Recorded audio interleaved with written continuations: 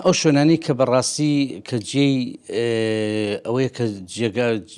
جێگە چڕبوونەوەی داعشە حەوزی دوو سوورمات و حەوزی دیالە بەعام ئەم سنوورەیە. ئەم سنووری دیالە بە تایبەتی لە خوار دوو سوورماتەوە هەتا ئەگەڕێتەوە چەمی شێخباوە و ئەگەڕ پەلکانە و زینانە و ئەو منتقانەی لای دوو سوورمات و دەوروبەری خانەقین ئەوە بووە بە منبعی موسەلەسێکە، بووە بە منبعی داعش و بۆ جم و جۆڵەکانیان و بۆ هەمووشە و تا خۆڕێخستنەوەیان. داعش لە ئێستادا زۆر بە توندی، زۆر بە چالاکیانە ڕێخستنەکانی خۆ زۆر بە سەریعی ڕێخستنەکانی خۆی جارێکی کە ڕێک خاتەوە و تەنزیماتی خۆی ئەکا و چاوەڕێی عملیاتی گەورەیە بیکات، مەسکی ئەرز بێ کە تۆقااندن بێ، تەقینەوە بێ و ئێمە ئاگامان لە جمجۆڵەکانی داعش هەیە بە تایبەتی لەم سنووری حەوزی دیالە. ئێمە دیارە لە سەرەتاوە لیژنەی مرکزی دروستکرا بوو بۆ کۆنتاک و علاقات لەگەڵ حکوومەتی عێراقی فیدراڵە بۆ ئاساییکردنەوەی ئەم ناوچانەوە بۆ ئەوەی کە سیغەیەک بدۆزنەوە کە عملیاتی مشتەرەکەین و تەنسیق و هاوکاری هەبێ لە بینی ئێمە و لە بینی حکوومەتی عێراقیە و لە بینی جێشی عێراقیە. دیارە لە سەرەتاوە چەند لەگەڵ 5 لیژنەی فەرعی هەیە کە لە هەر 5-6 محورەکەیە 5 لیژنەی فەرعی هەیە. ئەم لیژنە فەرعیانە لەگەڵ حکوومەتی عێراقیە کە لیژنەکانیان ئەهاتن قایدی عملیاتی دیالە ئەوان ئەهاتن، دیارە زۆر ئەوان مهتەم نەبوون بە هەر لە سەرتاوە پیانەوە دیار بوو. بۆیە خەلەل لەلایەن حکوومەتی عێراقیەوە زۆر وەک پێویست نایە بەدەم ئەو هەماهەنگی و تەنسیقەی کە ئێمە مەبەسمەنە چکە بمانێ نمانێ ئەو ناوچانە فەراغێکی ئەمنی دروست کردووە. زۆر هەڵمانداوە و زۆر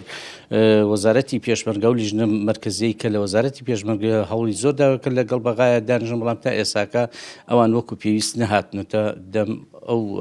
تەنسیق و هەمانگیەوە. هەندێک جار واقع تەحەکوم ئەکات بەسەر سیاسەتە. ئێمە واقعەکەیە لەو سنوورە واقعەکە وا ئەخوازە ئیلا هێزی پێشمەرگە بگەڕێتەوە ئەو ناوچانە بە هەمانگی لەگەڵ حکوومەتی عێراقیە وەکو پێشتر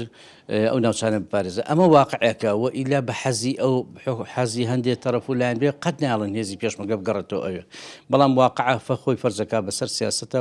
و قەنەعەتم هەیە لە ئایندەیە بەڵێ هێزی پێشمەرگە هەرێ بێ بگەڕێتەوە ناوچانە ئەو ناوچانە تەنها بە هێزی پێشمەرگە پارێزن نەک بەلایەنیکە. ئەم ناوچەیە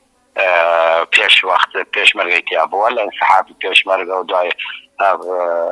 ئەوەی 16 ئۆکتۆبەر دیارە فەراغێکی ئەمنی دروست بووە. ئێستا قۆی ئەمنی تایە وەکو نییە کە خەڵکی شارە خۆی بێ و یا هەندێ با بڵێم ئەوەی بێ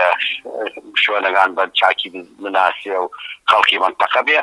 لە نەتیجەیەوە ئەوەیە کە ناوە عملیات ئێرهابیەوە چەندێ چۆڵ بووە بە قووەتێکی زۆری ئەوێ معلوماتی استخباراتی دەقیقی ئەوێ هەندێکستا کامیرە مامیرە هەیە، بەڵام هەر بە کامیرەی حراری و بە کامیرەی هین ناکرێ ئەگەر معلومات دقیق نەبێ و هاوکاری هاوڵاتیان و دەرگانیەکان نەبێ ئیجا ئەبێ تەنسیقیش هەبێ بینی پێشمەرگە چوە هەندێک جار بینی هەردوو لاش واکە کە ئەو هێزانات قەراتیان بکەن. ئەمە هەمووی پەیوەندی بە و سستی علاقاتی بینی حکوومەتی هێرێم و یا هێزی پێشمەرگە و نمونی تەنسیق بینی هێزەکانی عێراقی ئەو فەراغە دروستە بێ و هەندێک جاریش کێشە ئەمنی بۆ هاوڵاتیان و بۆ شاری خانەقین و دیهاتی شاری خانەقین.